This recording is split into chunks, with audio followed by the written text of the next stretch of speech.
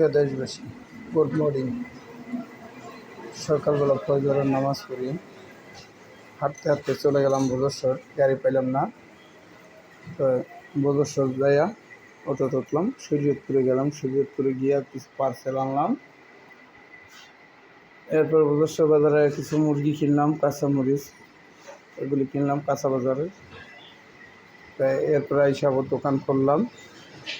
তাই সবাই চলে আসবেন আলম ভাইয়ের দোকানে। সকালবেলা শসা, লেবু, পেঁয়াজ, এরপর ধনিয়া পাতা, কচু ভর্তা, শুটকি ভর্তা। সবাই চলে আসেন। গরম গরম খিচুড়ি দিচ্ছি, যে গরম খিচুড়িটা হবে উঠে আনছি, দোয়া উঠতেছে। সবাই চলে আসবেন ফতেগঞ্জপুর বাজারে আলম ভাইয়ের খিচুড়ির দোকানে। সকাল 7:30 দোকান খোলা হয়েছে, রাত্র 10টা থেকে টাইম দেওয়া আছে, 11টা পর্যন্ত খোলা থাকবে দোকান। তাই সবাই চলে আসবেন আলম ভাইয়ের দোকানে, রাত্র 11টা পর্যন্ত খোলা থাকবে।